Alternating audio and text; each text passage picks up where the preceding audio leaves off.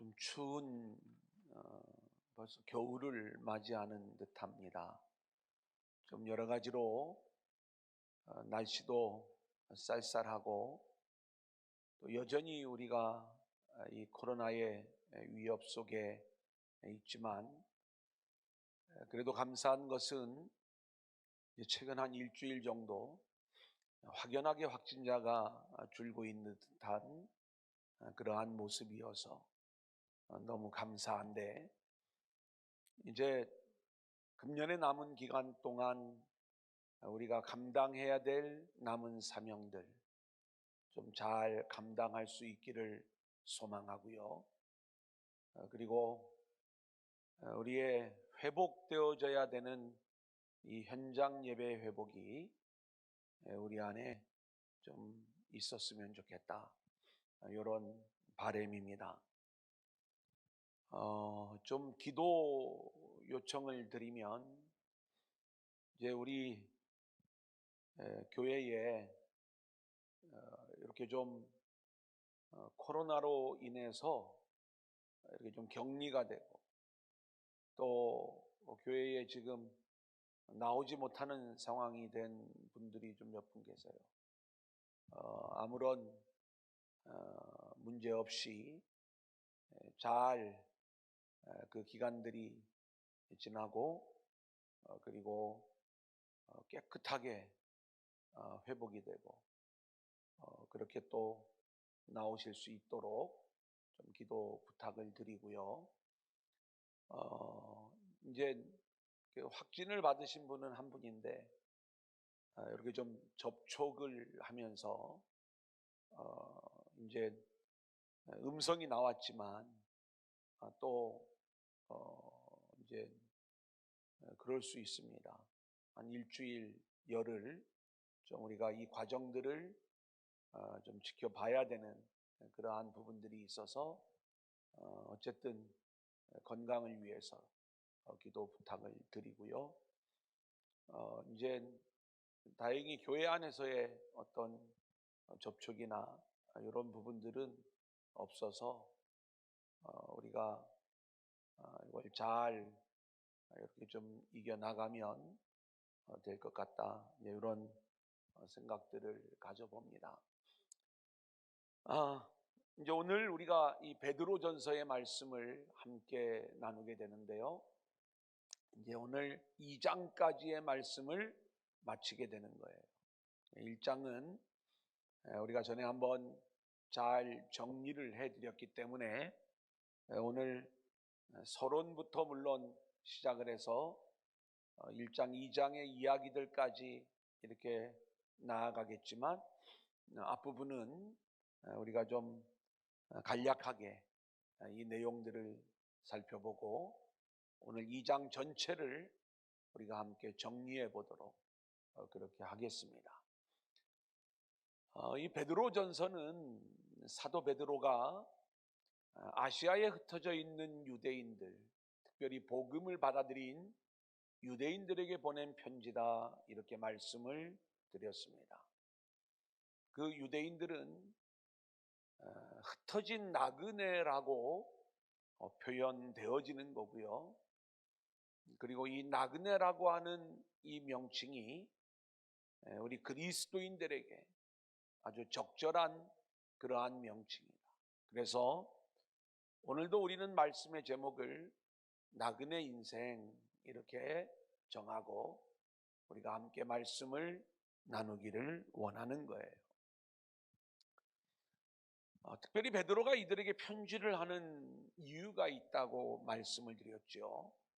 이들이 자신의 사는 그러한 곳에서 복음을 붙잡고 살아가고 있지만 곧 닥쳐오게 될 환난과 고난의 상황을 염두에 두면서 베드로는 우리의 인생이 나그네 인생이라는 걸 알면 이 땅에서 겪게 되는 환난과 고난의 상황도 우리가 잘 이겨낼 수 있을 것이다. 그리고 진짜로 다시 오실 주님의 나라, 주님의 은혜의 나라, 그 주님이 가져오실 그 놀라운 은혜와 긍휼의 풍성함이 있는 나라, 그 나라를 바라보면서 마음의 허리를 동이고 그 나라를 바라보며 살아가는 나그네들이 되어라. 이것이 이제 이 베드로전서를 쓰고 있는 베드로의 마음인 것입니다. 그래서 오늘 본문의 이야기도 우리가 2장의 말씀들을 이렇게 살펴보면 계속해서 나그네라면 우리가 어떤 영적 자세를 가져야 되는가, 이런 장면들을 반복해서 말씀을 하고 있는 거죠. 자, 우리 1절 2절 그러므로 한번 같이 읽어볼까요? 시작. 그러므로 모든 악독과 모든 기만과 외식과 시기와 모든 비방하는 말을 버리고 갓난아기들 같이 순전하고 신령한 젖을 사모하라. 이는 그로 말미암아 너희로 구원에 이르도록 자라게 하려 함이라.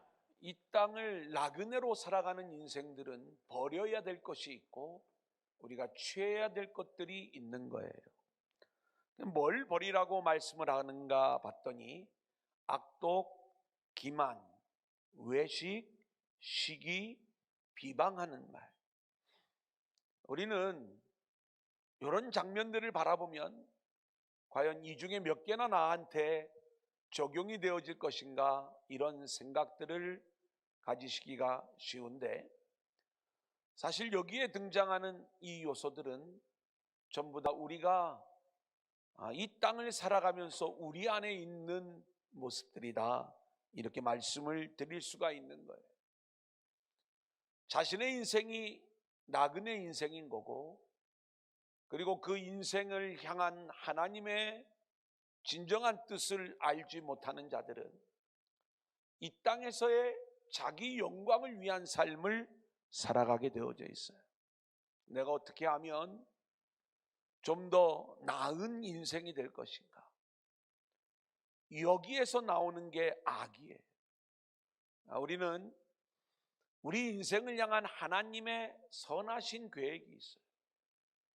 근데 우리는 그 하나님의 계획에 전혀 관심이 없고 오직 내 소원, 내가 원하는 것, 여기에만 집중한 채 하나님 없이 살아가는 인생, 이걸 성경에서는 악이다, 악독이다, 이렇게 이야기를 하고, 그게 속이는 거예요. 기만인 것입니다. 그게 외식이에요. 거기에는 어떤 진리도 보이지 않는 모습인 것이고, 이런 인생들이 시기와 비방하는 말을 하는 인생들이 되는 것을 보게 됩니다. 그러면 우리가 어떻게 이러한 것들을 버릴 수 있는가? 그것은 우리 인생이 나그네 인생인 걸 알아야 되는 것이고, 그렇기 때문에 우리가 붙잡아야 될 것은 보이지 않는 영원한 세계의 것들을 붙잡아야 되는데, 그러기 위하여 어린아이처럼 순전하고 신령한 젖을 사모해야 되는, 그 순전하고 신령한 젖은 영원토록 변함이 없는 하나님의 말씀이다, 이렇게 말씀을 드렸죠. 저는 우리가 예수를 믿으면서 하나님의 말씀의 맛을 우리가 알았으면 좋겠고, 그 맛을 아는 자만이 그 말씀을 또 사모할 수가 있는 거예요. 근데 맛을 모르면 우리가 어떻게 그 말씀을 또 사모하는 모습으로 나올 수가 있겠어요? 그렇기 때문에 우리는 늘 이 말씀이 우리에게 주는 그 참된 복음의 맛을 맛볼 수 있기를 원하는데, 3절 말씀에 보면 말씀 안에서 우리가 맛볼 수 있는 건 주의 인자하심이에요. 헤세드라고 말씀을 드렸죠. 은혜, 긍휼, 변함없는 하나님의 사랑, 이런 것들이, 이 맛을 우리가 알고 있으면 말씀이요 얼마나 기쁨이 되는지 말씀을 읽어가면서 막 싱글벙글 내 심령에 기쁨이 넘쳐나게 되는 거예요.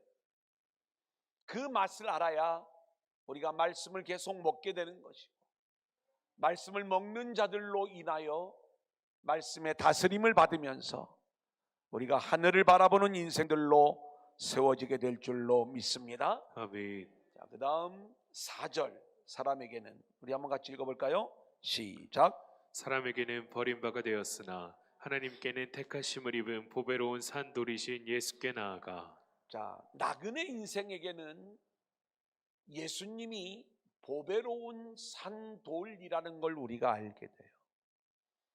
근데 땅의 소망을 가지고 살아가는 자들에게는 예수님이 버린 돌이 되는 거예요.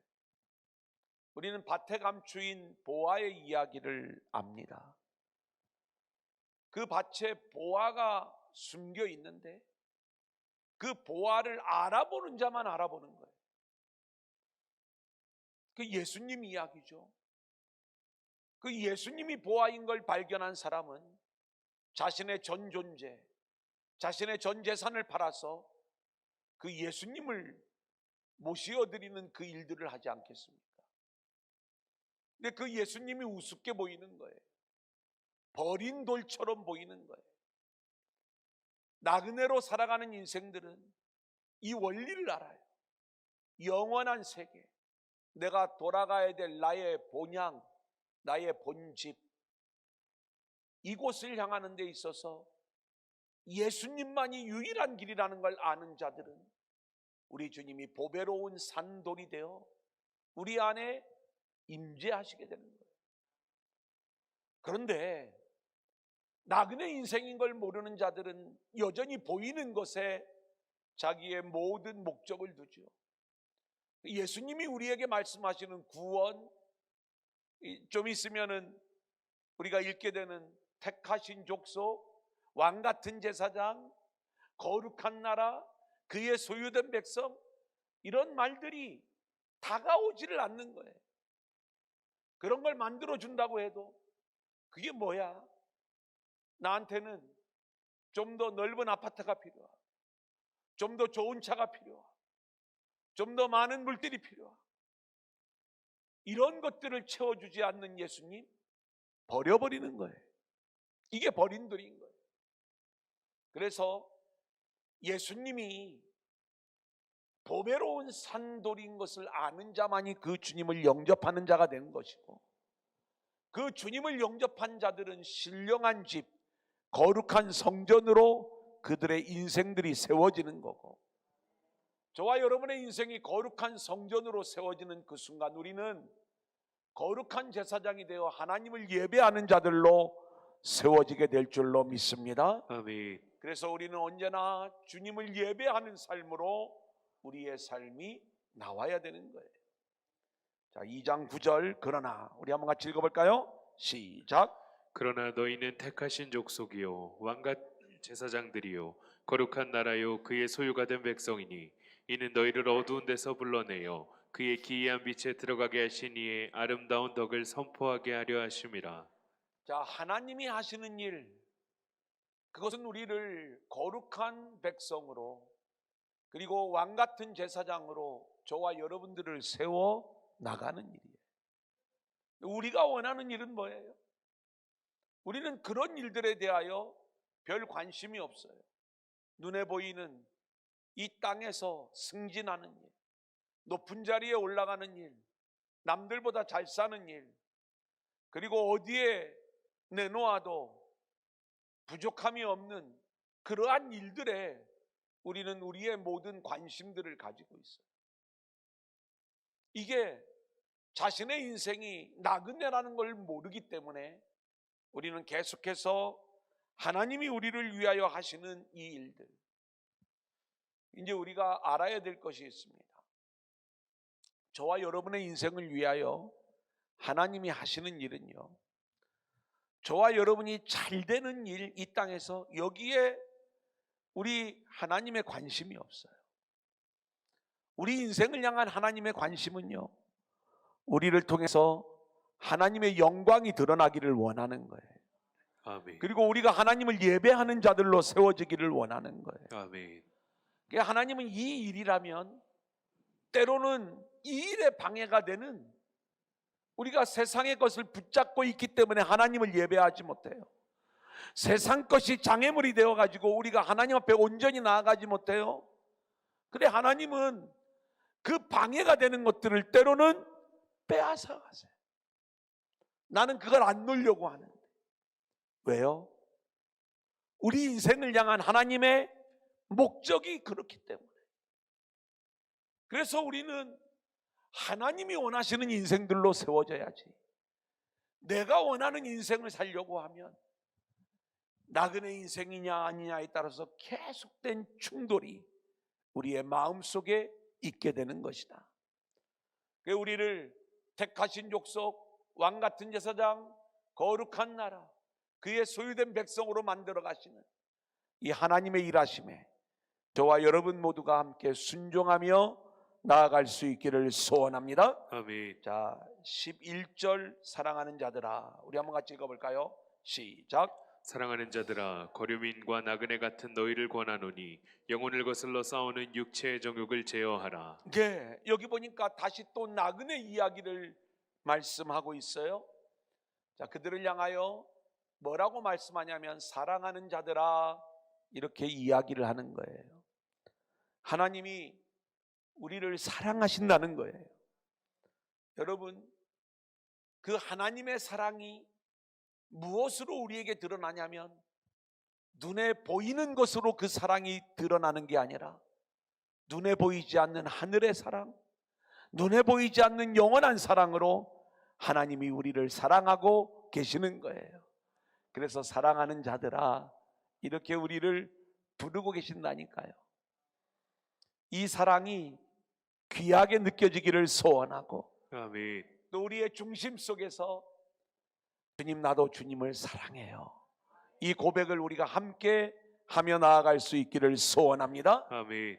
근데 사단은요, 너의 꼬락서니를 좀 봐, 자꾸 눈에 보이는 걸 가지고 우리에게 하나님의 사랑을 의심하게 만드는 거예요. 우리는 이 부분에 대해서 우리가 정말로 하나님 앞에 내가 눈에 보이는 것 때문에 하나님의 사랑을 느끼고 있는지, 아니면 내 환경이나 내 상황과 관계없이 하나님이 그 어떤 상황 속에서도 나를 향한 무한한 은혜와 사랑과 긍휼을 부어주시고 있다는 것을 확신하며 살아가고 있는지 우리 자신들을 돌아볼 수 있기를 소원합니다. 아멘. 자, 12절 너희가 시작. 너희가 이방인 중에서 행실을 선하게 가져 너희를 악행한다고 비방하는 자들로 하여금 너희 선한 일을 보고 오시는 날에 하나님께 영광을 돌리게 하려 함이라. 베드로는요, 흩어진 나그네들에게 선한 행실을 요구해요. 그 선한 행실을 통하여 그들로 하여금 하나님께 영광을 돌리게 하라는 거예요. 그러면 선한 행실이 착한 일을 많이 하는 건가? 구제의 일, 뭐 사람들이 고개를 끄덕일 만한 그런 일들을 말하는 것인가? 근데 좀 차원이 달라요. 오늘 여기서 말하는 선한 일은 나그네 일을 얘기하는 건데, 우리가 장차 고난이 닥쳐올 상황, 환난이 다가오는 상황, 그 환난과 고난의 상황 속에서 좌절하거나 절망하거나 낙심하거나 또 그렇게 원망하지 말고, 그 좌절과 고난의 그러한 상황 속에서도 우리에게 부어지고 있는 하나님의 은혜를 확신하고 그 중심에 하나님 나라를 누리며 살아라. 어떻게 저런 기쁨이 나올 수가 있지? 저런 환난 가운데서도 어떻게 저렇게 평안할 수가 있지? 이게 하나님이 인정하시는 착한 행실의 모습인 거예요. 우리 안에 하나님의 나라가 이루어지는 거예요. 여러분, 사람은요, 조금만 힘들면 못 견디는 게 우리의 인생이에요. 그래서 그런 일들이 반복이 되면 짜증이 나, 또 마음이 너무 힘들고, 계속해서 우리는 돌이켜보면 아무것도 아닌 또 어떻게 보면 우리가 반드시 인내하고 이겨내야 되는 그러한 일들임에도 불구하고 사단은 그러한 것들을 이용해서 우리의 마음을 무너뜨리고 계속해서 우리의 마음을 힘들게 하고 우리를 그렇게 어려운 상황으로 몰아넣는 것, 이게 마귀가 하는 일들이거든요. 근데 우리가 모든 것들을 다 하나님께 내어 맡기고 산다고 하면서도 얼마나 쉽게 무너지는지, 금방 좌절하고 금방 화를 내고 금방 무너지고, 이렇게 연약한 모습이 우리들의 모습이다, 이렇게 말씀을 드릴 수가 있겠습니다.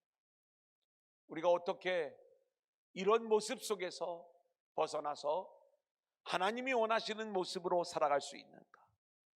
그것은 이 땅에서의 우리의 인생이 나그네 인생이라는 것을 분명히 확신하고, 그리고 철저히 순전하고 신령한 져진 하나님의 말씀을 먹으면서 그 말씀을 붙잡고 사는 자만이 이 모든 상황 속에서 우리가 인내하고 하나님이 원하시는 착한 행실의 사람들로 세워지게 될 줄로 믿습니다. 아멘. 자, 그 다음 13절, 14절 한번 같이 읽어볼까요? 시작. 인간의 모든 제도를 주를 위하여 순종하되 혹은 위에 있는 왕이나 혹은 그가 악행하는 자를 징벌하고 선행하는 자를 포생하기 위하여 보낸 총독에게 하라. 예, 흩어진 나그네들에게 이제 베드로가 이런 부탁을 하고 있어요. 왕이나 총독에게 순종하라는 거예요. 마음에 드는 왕에게만 순종하라는 게 아니라 마음에 들지 않는 왕에게도 순종하라는 거예요. 그것은 그 왕에게 잘 보여서 뭔가 복음을 믿고 전하는 이 일에 어떤 유익을 얻고자 그런 모습이 아니에요. 지금 베드로가 이 일들을 하는 이유는 우리의 인생이 나그네 인생이라는 것을 잊지 말라는 거예요. 나그네 인생을 살아가는 사람들은요, 보이지 않는 영원한 세계의 일, 하나님 나라의 일에만 순종하게 되는 줄로 믿습니다. 아멘. 그런데 나그네 인생이 아닌 자들은요, 땅의 일에 집중을 해요. 그리고 땅의 일을 자기가 원하는 그러한 나라로 만들고 싶어서 그렇게 사람의 힘을 동원하고 사람의 방법을 동원하면서 그런 여러 가지 모양으로 그렇게 사람이 원하는 세상을 계속 미련을 가지고 살아가는 거예요. 이제 금요일에 우리가 다니엘의 말씀을 함께 나누지만 이 세상은요, 강한 나라가 약한 나라를 잡아먹게 돼 있어요. 그러면 강한 나라가 영원한가? 아니에요. 강한 나라도 결국 하나님의 손에 의하여 무너질 수밖에 없다는 것, 이것을 보여주는 게 이게 다니엘서의 말씀인 것입니다. 우리는 어느 정파에서 정권을 잡으면 우리를 잘 이렇게 다스려 줄까, 이러한 여러 가지 일들에 관심을 가지고 늘 여기에 집중하면서 편을 나누고, 그리고 자기 편이 아니면은 늘 상대방을 적으로 삼으면서 그렇게 살아가는 이러한 모습들이 얼마나 많이 있는지, 우리에게 정말로 있어야 될 것은 그런 어떤 편을 나누는 게 아니라 이 땅에 숫자가 많은 쪽이 숫자가 적은 쪽을 누르고 권력을 잡겠죠. 그게 강한 자가 약한 자를 무너뜨리는 모습 아니겠습니까? 하지만 강한 자도 결국 하나님의 주권 아래에 있다는 것을 우리가 잊어서는 안 되는 것이고요. 아멘. 그래서 우리는 오직 하나님께만 순종하는 자들로 세워져야 될 줄로 믿습니다. 아멘. 그래서 하나님은 때로는 애굽의 바로 왕도 사용하시고 때로는 바벨론의 느부갓네살 왕도 사용하시면서 하나님의 주권적 섭리의 역사를 진행하고 계시는 거예요.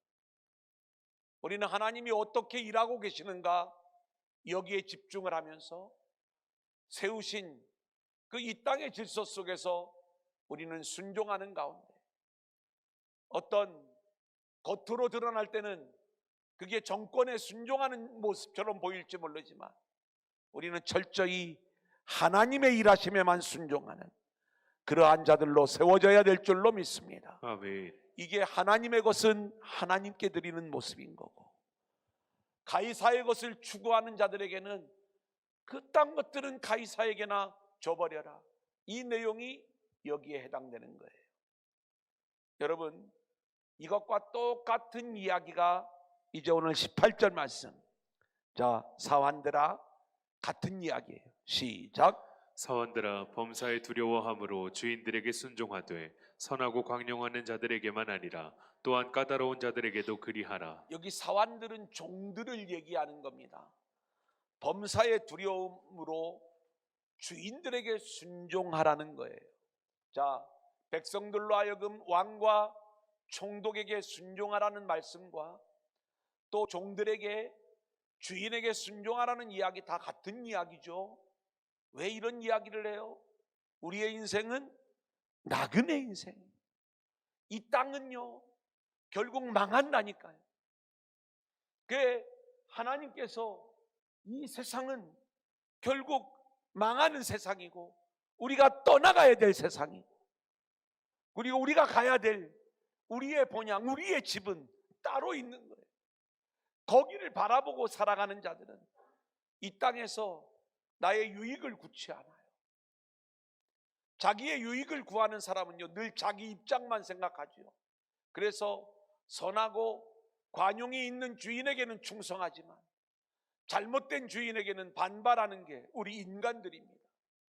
근데 오늘 말씀에 선하고 관용이 있는 주인들에게만 순종할 것이 아니라 까다로운 자들에게, 악한 모습을 보이는 주인이라 할지라도 순종하라, 이렇게 말씀하고 있는 거예요.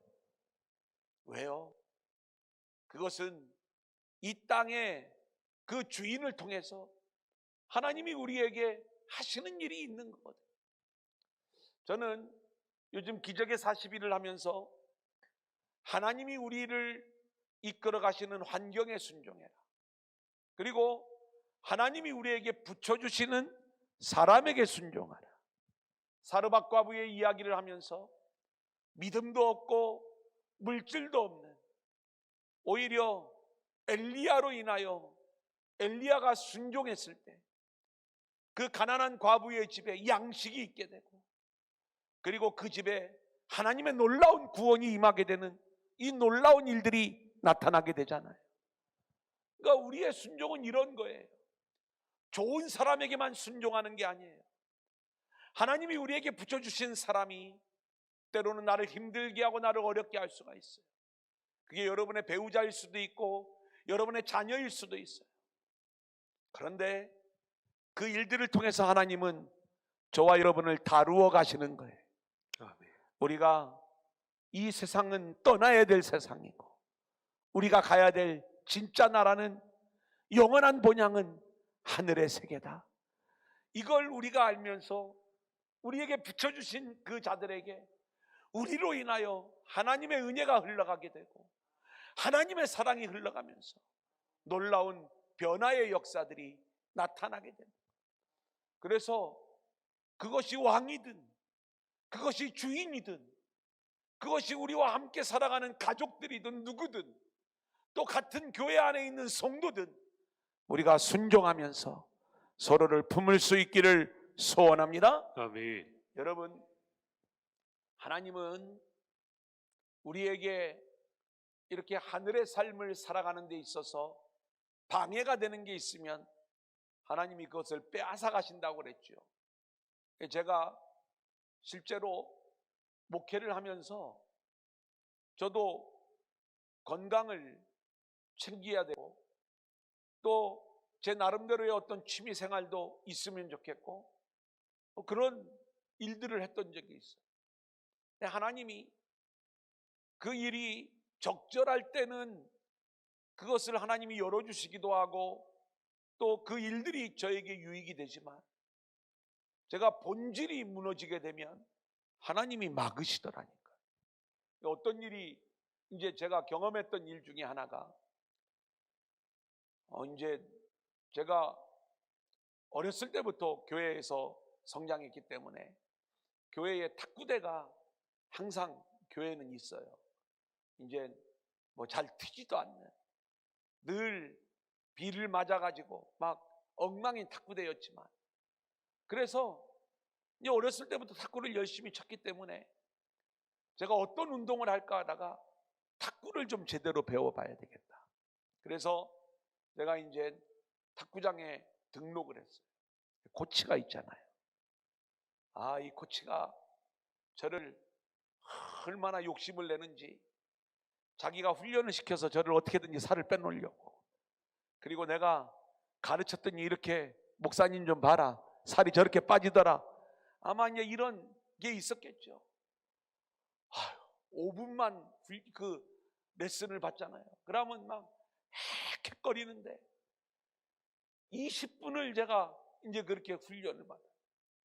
근데요, 그 20분은 정말 죽기보다도 싫은데, 그걸 끝나고 나면 이제 같이 이렇게 게임을 하게 돼요. 이 게임은 너무 재밌는 거예요.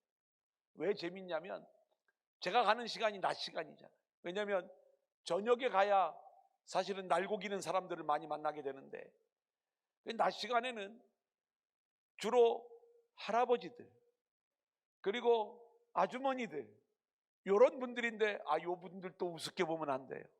얼마나 열심히 쳤는지 막 게임을 너무 잘해요. 우리 교회도 낮에 탁구 치러 오시는데 남자분들이 여자분들한테 다 지더라고. 제가 가서 해보니까 이렇게 여자분들이 진짜 더 잘 쳐요. 그런데 이제 거기서 복식으로 이렇게 시합을 하면 꼭 내기를 하죠. 시원한 아이스크림, 시원한 음료수 내기. 그래 이제 처음 그 훈련을 받으러 다닐 적에는 제가 교회에서 출발해서 돌아올 때까지 딱 2시간을 써야 되겠다, 이렇게 마음을 먹고 진행을 하는데, 가니까 너무 재밌는 거예요. 한 게임만 더 하고 가자, 한 게임만 더 하고 가자. 자꾸 이렇게 마음을 먹으니까 하나님이 제 몸을 고장을 내는데, 이 몸무게가 좀 나가는 사람은요, 훈련을 받을 때 자꾸 허리를 숙이라고 하면 이렇게 자세를 낮추잖아요. 자세를 낮추면 이 무릎에 대번 무리가 옵니다. 그래가지고 무릎이 너무 아픈 거예요. 하나님의 사인이었어. 너무 여기에 빠지지 말라는 거. 그런데 계속 빠지니까 어떻게 해요? 하나님이 제 허리를 또 꾼질러 놓더라. 물론 허리가 부러진 건 아니에요. 정말 저는 견딜 수 없을 정도로 제가 그렇게 이 근육에 문제가 생겼던 건데, 정말 아무것도 아닌 거였는데 그렇게 어렵고 힘든 그 과정. 그래서 제가 그때 그 탁구장을 딱 끊고, 그리고 지금은 이제 취미 생활로만 내가 이걸 해야 되겠다, 이렇게 좀 생각을 하는 거예요. 그러니까 우리가 하나님을 바라보고 하늘의 삶을 살아가는 데 있어서 방해가 되는 것들이 있다면 하나님은 그것을 우리에게 내려놓게 만드는 거예요. 우리는 부자 청년의 이야기가 알아요. 어떻게 해야 영생을 얻느냐. 그러면서 어렸을 때부터 계명을 다 지켰다는 거예요. 예수님이 말씀하세요. 너에게 한 가지 장애물이 있다. 내 소유를 다 팔아 가난한 자들에게 나눠주고 그리고 나를 따르라. 부자 청년이 근심하며 가는 거예요. 나그네 인생을 살아가는 데 있어서 이 땅의 물질이 그게 문제가 되기 때문에 우리 주님이 그것을 내려놓으라고 이렇게 이야기를 했는데, 그걸 내려놓지 못하고 결국 영원한 생명을 얻는 이 일에 실패하는 모습을 보게 되잖아요. 저는 목회자예요. 목회자도 마찬가지. 저는 정말 어떻게 하면 이 마무리도 끝도 아름다운 그러한 목회자가 될 수 있을까? 제가 오직 이 땅의 삶이 아닌 하늘을 바라보고 살아가는 그러한 나그네의 인생이 되게 해달라고 그렇게 기도하면서 제 안에 어떤 마음이 있겠어요? 저도 목회자 중에서 1등하고 싶은 마음이 있는 거고, 우리 교회에 성도가 많아지고 재정이 많아지고 뭔가 마음껏 일할 수 있는, 또 뭔가 그럴듯한 모습의 교회로 세워지는 이 모습을 제가 속에서 갖고 있는 그 마음이 있는 것 아니겠습니까? 그거는 하나님의 일이니까 괜찮아. 천만의 말씀이에요. 그것도 다 우리 안에 하늘의 삶을 살지 못하게 하는, 방해하는 것들이에요. 그래 하나님은 제가 그 마음을 내려놓지 않으면 그걸 막으실 거예요. 왜냐하면 저로 하여금 땅의 교회가 아닌 하늘의 교회를 붙잡을 수 있도록 그렇게 이끌고 갈 것이다. 예, 우리가 알아야 될 것이 있어요. 땅의 교회에 자기의 어떤 욕심, 이것을 끝까지 붙잡고 가잖아요. 그러면 나중에 은퇴를 못하는 거예요. 이거 내가 어떻게 세운 교회인데. 그리고 후임자를 보면 후임자가 잘 해나가기를 원하는 그 마음이 있지만, 아니 나는 아무도 없는 곳에서 시작을 해가지고도 이렇게 큰 그러한 모습으로 교회를 성장시켰는데, 아니 이만한 교회로 시작을 하면서 왜 그렇게 버벅거리고 그렇게 제대로 못할까? 다 불만이지 않겠어요? 이게 어떤 마음이에요? 이게 나그네 인생을 모르는 자들은요, 목회자도 결국 무너질 수밖에 없는 거예요. 우리가 소망해야 될 것, 주어진 인생 동안에, 그리고 맡겨진 사명 감당하는 그 과정까지 최선을 다해서 감당하고, 내려놓으라고 하면 내려놓고, 그리고 오라고 하면 주님 앞으로 가는 게 우리의 인생들이 될 때, 우리의 소망은 눈에 보이는 이 땅의 것이 아니라 영원한 하늘의 세계가 우리의 소망이 되어야 할 줄로 믿습니다. 아멘. 자, 오늘 보면 20절 21절 우리 한번 같이 볼까요? 죄가 있어. 시작. 죄가 있어 매를 맞고 참으면 무슨 칭찬이 있으리요. 그러나 선을 행함으로 고난을 받고 참으면 이는 하나님 앞에 아름다우니라. 이를 위하여 너희가 부르심을 받았으니 그리스도도 너희를 위하여 고난을 받으사 너희에게 본을 끼쳐 그 자취를 따라오게 하려 하셨느니라. 예. 그래 이제 하나님께서 우리를 하늘의 삶으로 이끄시기 위하여 우리는 이 땅에서 원치 않는 애매한 고난의 일들을 겪을 수가 있는 거예요. 그 고난의 일들을 화내지 말라고, 우리가 순종하면서 십자가의 길을 걸어가셨던 우리 주님의 이야기처럼 우리도 그렇게 땅에 어려운 환난과 고난의 일들이 다가올 때 화내지 말고 나그네 인생으로서 이 땅의 일들을 처리하고 우리는 하늘만 바라보며 나아가는 믿음의 인생들이 되어야 할 줄로 믿습니다. 아멘. 이제 21절 제가 한 번 더 읽어드립니다. 이를 위하여 너희가 부르심을 받았으니 그리스도도 너희를 위하여 고난을 받으사 너희에게 본을 끼쳐 그 자취를 따라오게 하려 하셨느니라. 여러분, 하나님은 우리가 원하시는 삶을 이루어 주시는 분이 아니라 하나님이 계획하신 인생으로 우리를 이끌고 가시기 때문에 우리는 이 세상을 살아가면서 애매한 고난을 받을 수가 있다니까요. 우리의 욕망을 포기해야 돼요. 우리의 세상의 꿈과 계획을 내려놓아야 돼요. 오직 하나님의 계획과 하나님의 뜻을 붙잡는 인생들이 되어야 하는 거예요. 우리가 하나님의 계획을 붙잡지 못할 때 하나님은 그 계획을 붙잡을 수 있도록 우리를 그렇게 밀어붙이시는 거예요. 이게 하나님이 하시는 일이에요. 자, 22절부터 24절 그는 같이 읽어볼까요? 시작. 그는 죄를 범하지 아니하시고 그 입에 거짓도 없으시며 욕을 당하시되 맞대어 욕하지 아니하시고 고난을 당하시되 위협하지 아니하시고 오직 공의로 심판하시는 이에게 부탁하시며 친히 나무에 달려 그 몸으로 우리 죄를 담당하셨으니 이는 우리로 죄에 대하여 죽고 의에 대하여 살게 하려 하심이라. 그가 채찍에 맞음으로 너희는 나음을 얻었나니. 우리가 본을 받아야 될 우리 주님의 삶의 모습입니다. 우리 주님은 죄를 범하지 아니하시고 거짓이 없으신 분이에요. 그런데도 욕을 얻어먹어요. 욕을 당하시지만 맞대어 욕하지 아니하셨어요. 할렐루야. 고난을 당하세요. 하지만 고난을 주는 자들을 위협하지 아니하시는 거예요. 오직 공의로 심판하시는 하나님께 모든 것들을 맡기는 거예요. 그리고 친히 나무에 달려 그 몸으로 우리의 죄를 담당하시면서 오히려 그가 채찍에 맞음으로 우리가 나음을 얻게 되는 이 일들을 이루어 주시는 분이 우리 주님의 삶이셨던 것이고, 저와 여러분도 우리를 욕하는 자들을 향하여 함께 욕하는 것도 아니고, 우리를 고난으로 밀어넣는 자들을 향하여 우리가 함께 위협하는 게 아니고, 가만두지 않겠다, 나중에 두고 보자, 나중에 천국 가서 보자, 나중에 죽고 보자, 뭐 이런 얘기, 그게 아니고 오히려 우리가 십자가의 길을 걸어가므로 그들에게 구원의 길이 열려지게 되는 이 삶이 이 땅을 나그네로 살아가는 자들의 삶의 모습인 줄로 믿습니다. 아멘. 이제 마지막 25절, 너희가 시작.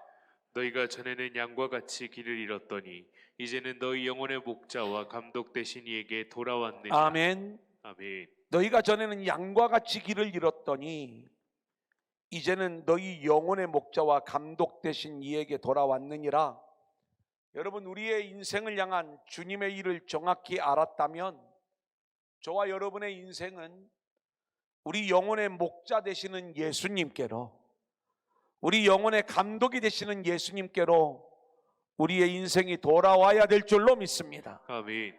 우리를 부르시는 주님 앞에 돌아오는 인생들이 되어지기를 소망하고, 자, 이제 오늘 나그네 인생 된 그 삶을 아는 자들은 우리가 돌아가야 될 곳이 이 세상에서의 영광의 자리가 아니라 하나님 나라요, 내 아버지 집이요, 예수님에게로, 하나님에게로, 그리고 하늘에 있는 내 집, 그 본향을 우리 중심으로 사모하면서 그 나라를 향하여 나아가는 저와 여러분들이 될 수 있기를 주님의 이름으로 간절히 축원합니다.